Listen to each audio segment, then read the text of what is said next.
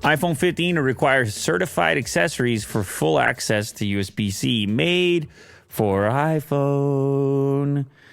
The argument was, or the conversation was for so many years about the proprietary Lightning port and MFI.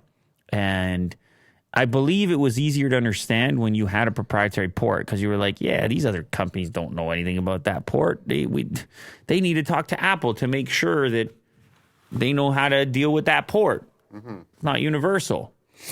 And then Apple, of course, said, well, most of you don't know what the hell you're doing, and we want you to be a part of our MFI certification program for safety and, I don't know, money.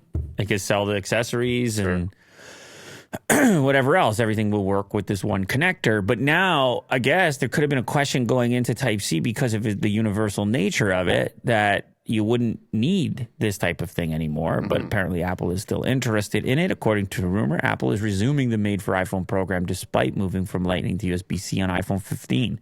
Apple requires third-party accessory makers to pay a fee. There it is, Will. Well, there it is. F-E-E spells what? Big ol' fee. Fee, which interestingly is very close to free, but means the opposite. Yeah. Fee is the opposite of free, but it's only one letter difference. Mm-hmm. To get certified access to select parts and technologies like the Lightning connector, this system is called the Made for iPhone program, and it was thought to be going away thanks to USB-C. But a repeated rumor says otherwise, according to leaker Shrimp Apple Pro, which is the best leaker name in the game. On Twitter, Apple will be requiring MFI certification for products connecting to the iPhone 15. It's been confirmed by the leaker source, stating that Foxconn is in mass production of accessories like earpods and cables with that certification. Leaker does offer a bright side to the matter. Some third-party MFI products are cheaper than Apple's official ones. Sure. But obviously the cost overall goes up because the requirement of the certification. And I don't think there's going to be any way to... I don't think the other stuff won't work. It'll just say accessory not supported. Sure. Fully, officially, whatever it happens to be. Can I just do a quick follow-up, Will? On the topic of the clean energy charging, I did some more reading on this, and I am not certain that this is even possible on all people's power sources. There was some feedback that like, what information does Apple need on your local power company, and why is it shared with them? Yeah, and maybe it's. I heard it's also region-based. Mm-hmm. It's not like global. Yeah, it's not rolled out everywhere yet. But anyway, it's I think sometimes these things happen, and then, well, there's two things that happen, right? You get the controversial headline, so you get the uproar, then you get the support, then you get the fighting, and all the rest of it. But there are some questions which I would like to have answered, like just how Apple is capable of knowing this information in the first place, and who needed to opt in order for that to happen. The power companies opt in with Apple, and then also just the like benefit drawback sort of situation there, where it's like, yeah, we're saving energy. How does that relate? How much are we talking about in relationship to other things? What are the potential downfalls and pitfalls? Nothing is perfect.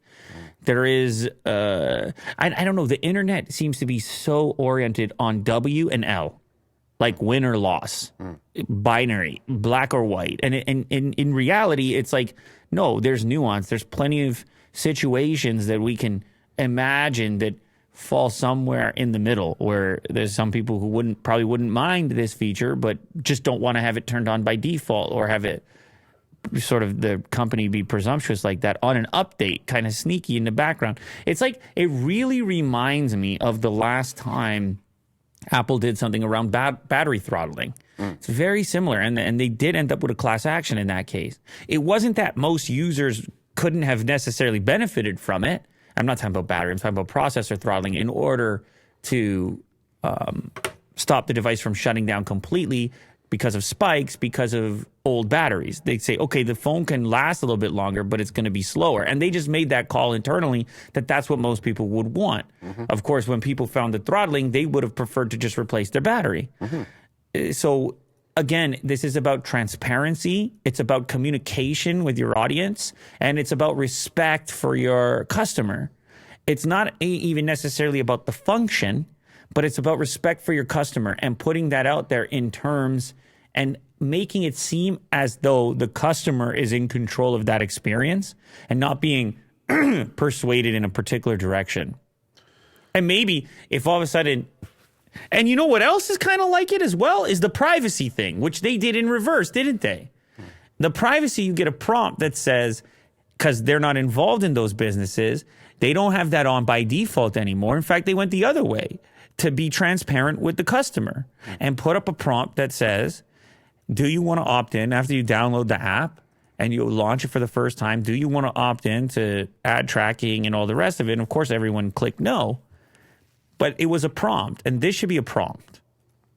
Yeah, that should be a prompt, right? Like, I still think a lot of people will opt in, but I just feel like it's a better corporate and customer interaction, just a healthier dialogue. Should Apple go a step further and put information out saying where they got the information from? I would like to know. I guess, is this a thing that, are all these companies public? Do they share information like this? Yeah, your information's all over. Hydro companies? No, I'm not saying about yours specifically, but even just regionally. I'm sure what they'll end up saying is, well, we know that this neighborhood is serviced by this electric company, and we know the different energy sources for that electric company, and so on and so forth. Yeah.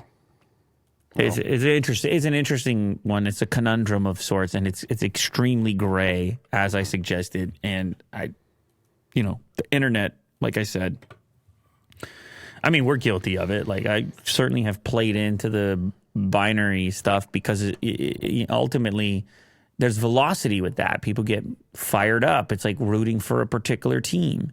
People get more vocal when the argument becomes simplified. Yes, no, Android, Apple, PlayStation, Xbox. But, well, that's the beauty of having a show where you have many more words to work with and a longer format. Hopefully, you can aim at something more nuanced. Yeah. Hopefully, we'll get there. Hopefully you can aim at it. Don't nail it, but iPhone 15 Pro Max could have, and I'm an Apple customer, by the way. Like, yeah, I'm a guy come on here, yell and scream, or goof around, or drink a coffee, or sometimes I even wave a pencil. Yeah, the Apple Pencil. Yeah. So, but I'm an Apple customer as well. At the end of the day, and sometimes I just try to look at it from that lens. I'm an Apple customer, and I want to have that dialogue. Apple, what's the matter? You don't want to talk?